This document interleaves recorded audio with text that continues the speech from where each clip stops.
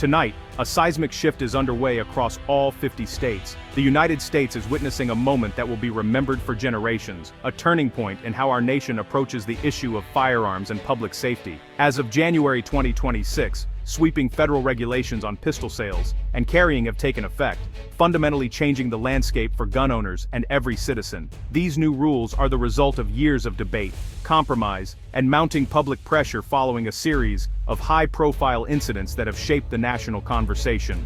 This is a nationwide mandate, not a state-level experiment, impacting every community from rural towns to major cities. Whether you live in a quiet farming village or a bustling metropolis, the effects of these regulations will touch your daily life in ways both big and small.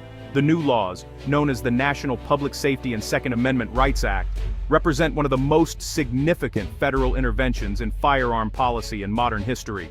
Lawmakers from both sides of the aisle have weighed in, and the act has sparked passionate debate in Congress, the courts, and communities nationwide. For some, these changes mean greater safety; for others, they signal a loss of personal freedom.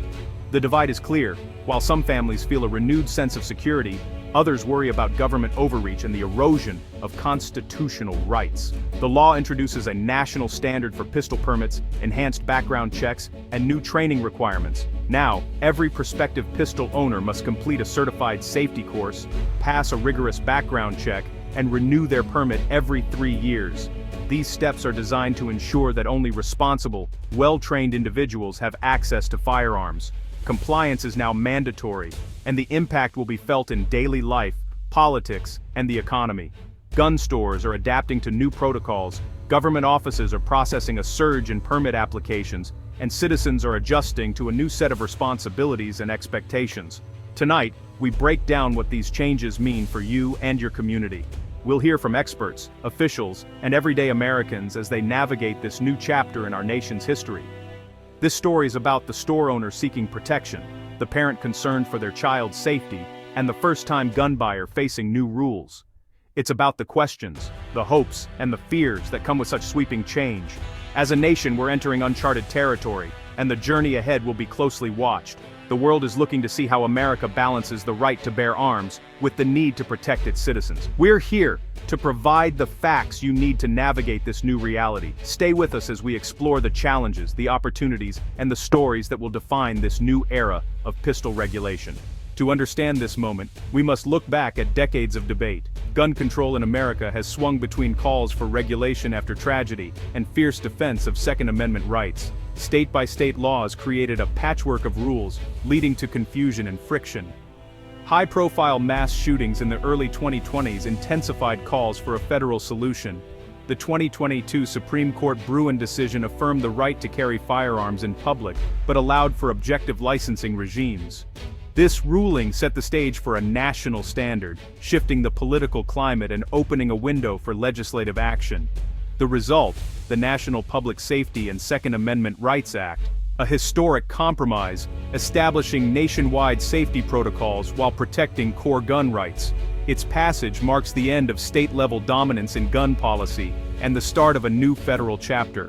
What do these new regulations require? Let's break down the key provisions and see how they will impact Americans across the country. At the heart of the new law is a sweeping national permit-to-carry standard, designed to create consistency and accountability in how concealed pistols are carried in public spaces. Starting in January 2026, anyone who wants to carry a concealed pistol in public must obtain a federally recognized permit. This marks the end of permitless carry nationwide, replacing a patchwork of state laws with a single unified system. If you already have a state-issued permit, it will remain valid until it expires. After that, you'll need to transition to the new federal system, ensuring everyone meets the same national standards. To qualify, applicants must pass an enhanced background check that now includes juvenile and mental health records. In addition, everyone must complete a standardized safety course, which features both classroom instruction and live fire testing at a certified range. All firearm transfers, including private sales between individuals, must now be processed through a federally licensed dealer. This means a background check is required for every transfer, effectively closing the so-called gun show loophole and increasing oversight. The application fee for the new permit is capped at $50, a measure intended to prevent financial barriers and ensure the process is accessible to all eligible citizens. All current pistol owners are required to apply for the new federal permit by January 2027, giving everyone a full year to comply with the updated requirements. These sweeping changes will affect over 20 million Americans from all walks of life, in every corner of the country, regardless of where they live or work. These are the core facts of a law that is now shaping daily life for every American, influencing how we think about safety, responsibility, and our rights as citizens. The economic impact is immediate. Gun retailers see a surge in sales as people rush to comply with the new federal requirements. Shelves that once held a steady supply of firearms and accessories are now quickly emptied, and store owners are working overtime to keep up with the influx of new customers.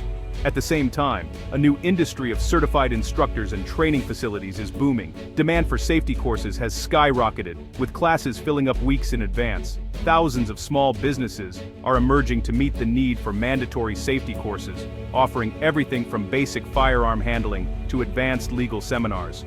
Entrepreneurs see opportunity, and communities see new jobs and local investment. This growth is creating jobs for instructors, administrative staff, and security professionals, but it also introduces new costs and hurdles for gun owners, who must now budget for classes, fees, and paperwork. In states that previously allowed permitless carry, the federal mandate is seen by many as government overreach, fueling tension, protests, and a growing sense of distrust toward federal authorities. Some rural sheriffs have publicly vowed not to prioritize enforcement of the new law, citing local values and limited resources. This stance sets up potential conflicts with federal authorities, raising questions about jurisdiction, enforcement, and the balance of power between local and national government. For some Americans, a national permit brings a sense of predictability and safety, making it easier to travel across state lines without legal confusion. For others, it feels like an erosion of personal freedom and a one-size-fits-all approach that ignores local traditions and needs. Private sales now require a trip to a licensed gun store and a background check, adding time and bureaucracy to what was once a simple transaction between neighbors or friends. This fundamentally changes a long-standing American practice, especially in rural areas where private sales were common and trusted. Supporters argue that these changes are a small price to pay for increased public safety, pointing to studies that link training and background checks to lower rates of gun accidents and crime. Opponents, however, see the new requirements as an unnecessary burden, especially for law-abiding citizens who feel they are being punished for the actions of a few. The law is reshaping both the economy and the social fabric of American communities, sparking debate, adaptation, and a new chapter in the nation's ongoing conversation about rights and responsibilities. The political fallout is immediate and intense. Democrats hail the law as a victory for public safety, while Republicans condemn it as an assault on the Second Amendment. The law is a central issue for the upcoming midterms, with some GOP lawmakers introducing bills to defund enforcement. States are split, some pledging cooperation, others promising legal challenges. Texas and Florida are already preparing lawsuits, arguing federal overreach. This could lead to a patchwork of enforcement and a potential constitutional crisis. Polls show the nation is deeply divided. A slight majority supports universal background checks, but many fear infringement on gun rights. The law's fate may ultimately be decided in the courts. And the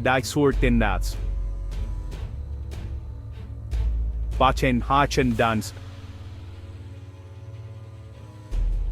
The 2026 elections are shaping up as a referendum on the government's role in regulating firearms. The debate over gun rights and regulation is far from over. For law enforcement, the new regulations bring both opportunities and challenges. Urban police chiefs welcome the national permit standard, hoping it will simplify verification and improve safety. Rural sheriffs, however, are skeptical, fearing the law will strain resources and alienate law-abiding citizens. Departments are scrambling to adapt to new verification systems and enforcement protocols. There are concerns about the federal background check system's capacity to handle increased volume. Officers worry the transition period will be marked by confusion and conflict, especially as they distinguish between old and new permits. Law enforcement leaders are calling for a massive public information campaign to minimize misunderstandings. The success of the rollout depends on clear communication and cooperation between agencies and the public. Legal experts predict a long battle over the law's constitutionality. Opponents argue it violates the 10th Amendment, claiming gun regulation is a state power. Supporters cite the Commerce Clause, arguing federal oversight is justified due to interstate gun sales. The 2022 Bruin decision will be the key test, requiring regulations to align with historical firearm traditions. Scholars are divided on whether the act will survive Supreme Court scrutiny. Multiple states are preparing legal challenges, and the outcome is uncertain. The Supreme Court's decision will define the boundaries of gun regulation for generations.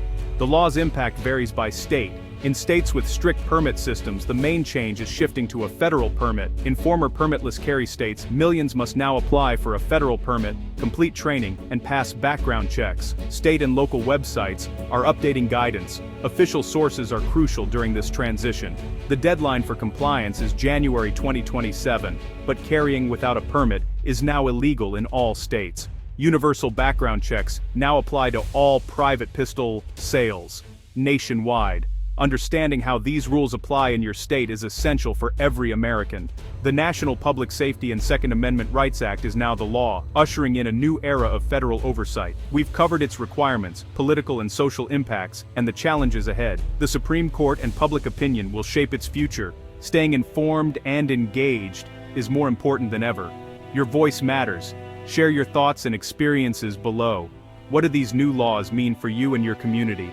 Thank you for joining us. Good night.